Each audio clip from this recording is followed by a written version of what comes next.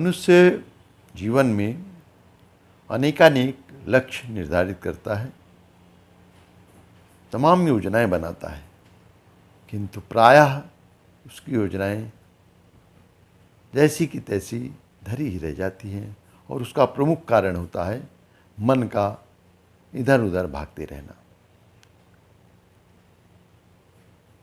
वो कभी भी एक स्थान पर ठहरता ही नहीं। जब मनुष्य को में पुरुषार्थ करने के पूर्व बहुत आवश्यक है कि वो मन को एकाग्र करने में अपना विशेष पुरुषार्थ लगा दे, और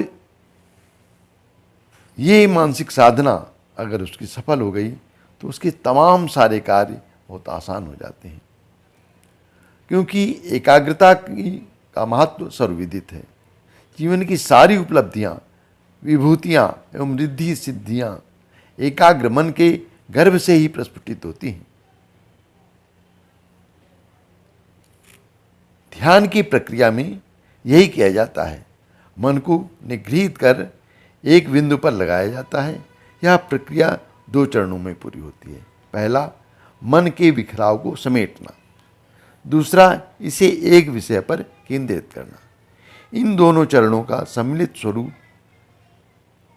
ही एकाग्रता के रूप में है, जो हमें अभीष्ट सिद्धि व सफलता को संभव बनाता है। ध्यान रखने योग्य बात यह है कि एकाग्रता का अर्थ स्थिरता अथवा जड़ता नहीं है, बल्कि विषय के हर पहलू पर विचार करना, हर पक्ष में से सोचना व सम्यक चिंतन तथा समृद्ध जीवन जीना है। अर्थात हम एक विषय विशेष पर जब केंद्रित होकर के विचार करते हैं, वो भी एकाग्रता ही है। इस एकाग्रता के अनेकों लाभ होते हैं। एकाग्रता लक्ष्य को और अधिक स्पष्ट तथा निश्चित करती है, जिससे अंतर्मन में निहित व्यक्ति की क्षमताओं, शक्तियों का सहज प्रकटीकरण होता है। एकाग्रता से बौद्धिक विकास होता है, बुद्धि प्रखर होती है। एकाग्रता जितनी गहरी होगी उतना ही गहरा प्रभाव मन पर डालती है, जिससे अधिक समय तक सम्यक स्मृति बनी रहती है।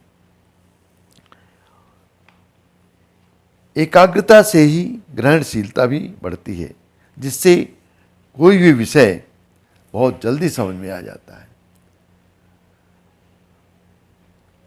आश्चर्य नहीं कि एकाग्रता के साथ पढ़ाई या काम करने की आदत व्यक्ति को शीघ्र ही उस विषय में पारंगत बना देती है, जबकि इसके विपरीत यदि एकाग्रता की स्थिति नहीं है तो कितना भी व्यक्ति परिश्रम करता रहे, उसे कोई विशिष्ट उपलब्धि प्राप्त नहीं होती। यह मौलिकता के विकास में सहायक रहती है।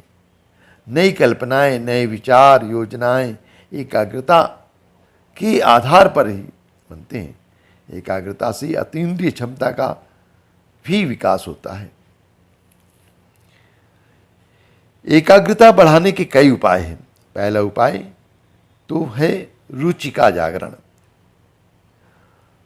क्योंकि जिस विषय में हमारी रुचि तीव्र होगी उस पर मन अपने आप टिकता है, एकाग्र हो जाता है। वह उससे जुड़े ज्ञान को सहज रूप में अर्जित करता है।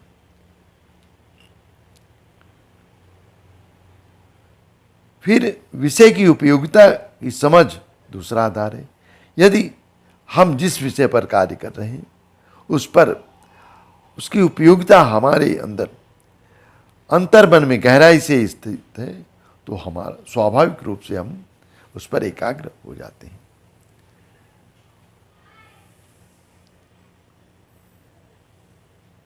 इसी के साथ लक्ष्य यदि व्यक्ति का स्पष्ट होता है तो भी एकाग्रता सहज हो जाती है, और यदि किसी व्यक्ति का लक्ष्य ही दुविधापूर्ण हुआ तो वो चाहते हुए भी अपनी शक्तियों को एकाग्र नहीं कर पाता। अनेक विद्वानों ने बताया है कि लिखकर यदि पढ़ा जाए तो मन एकाग्र हो जाता है।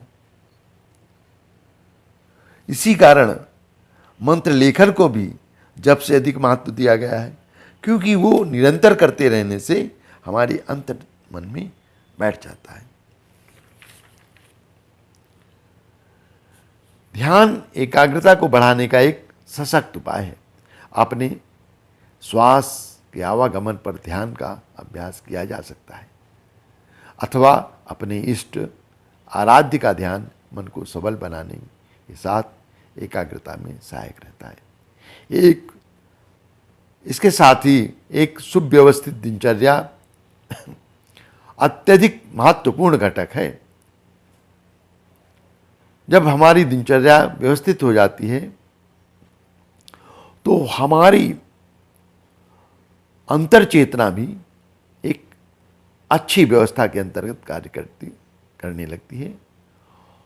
हम समय का सही उपयोग कर पाते हैं, कार्यों को प्राथमिकता के आधार पर ठीक से निपटा सकते हैं और कार्य एवं श्रम के बीच में विश्राम की उपयोगिता को भी हम समझ सकते हैं।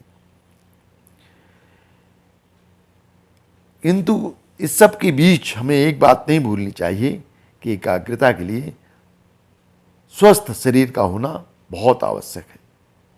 यदि हमारा शरीर ही स्वस्थ नहीं होगा तो हम चाहते हुए भी एकाग्र नहीं हो सकते। और वैसे भी कहा गया है कि स्वस्थ शरीर में ही स्वस्थ मस्तिष्क का निवास होता है। एकाग्रता की बढ़ाने वाली इन तत्वों के साथ हमें एकाग्रता में बाधक कौन से तत्व हैं उन पर भी ध्यान देना चाहिए, ताकि हम उनसे अपना बचाव कर सकें। घबराहट, चिंता, भय की स्थिति में मन कभी भी एकाग्र नहीं हो सकता। इसके विपरीत आशावाद, आत्मविश्वास, ईश्वर विश्वास से हम चिंता, भय आदि को यदि दूर कर पाएं तो हमारी एकाग्रता सहज हो जाती है। इसके साथ ही यदि हम बहुत अधिक परिश्रम अपने तन और मन से करते हैं और थक जाते हैं तो उस स्थिति में भी एकाग्रता संभव नहीं होती। ऐसी स्थिति में एक युक्त विश्राम बहुत ही आवश्यक है। बहुत आज के परिवेश में निरर्थक वार्तालाप और मोबाइल फोन का अत्यधिक उपयोग हमारी एकाग्रता में बहुत बड़ा बाधक है।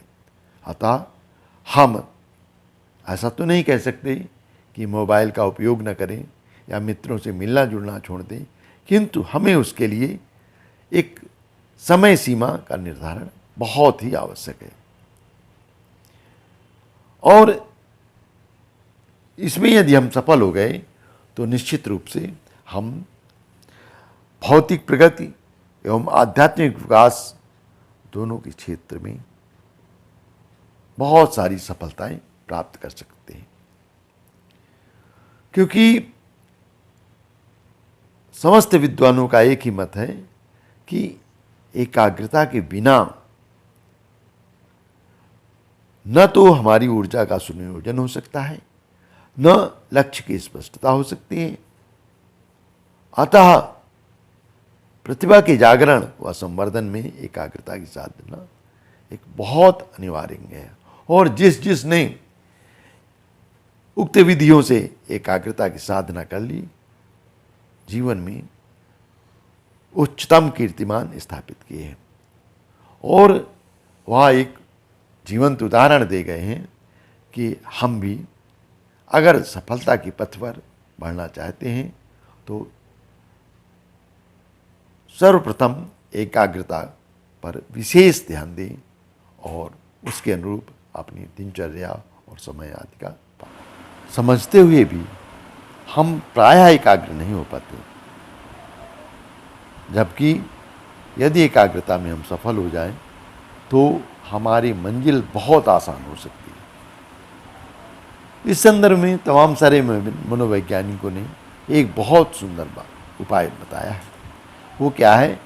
जिस लक्ष्य को आप पाना चाहते हैं उस लक्ष्य के प्रति आप इतना समर्पित हो जाइए, उसके विषय में, उसके सकारात्मक पक्ष को ऊपर इतना चिंतन करिए, इतना चिंतन कीजिए कि वो आपके रोम रोम में बस जाए। तब निश्चित रूप से आप में एकाग्रता भी आएगी और लक्ष्य की सफलता भी आएगी। अतः बहुत आवश्यक है हमारा लक्ष्य स्पष्ट हो। जितना लक्ष्य स्पष्ट होगा उसके विषय में उतना विचार कर पाएंगे, और जब गहराई से उस पर विचार करेंगे तो हमारा मन स्वतः उस ओर एकाग्र हो जाएगा, और जितनी भी अवांछनीय स्थितियां हैं वे स्वयं सिमटती चली जाएंगी, हटती चली जाएंगी। अतः हमें चाहिए कि अपने लक्ष्य को सोच समझ कर निर्धारित करें और पूरे प्राणपण से उस पर चिंतन करें, तो हमारी सफलता बहुत ही आसान हो जाती है। धन्यवाद।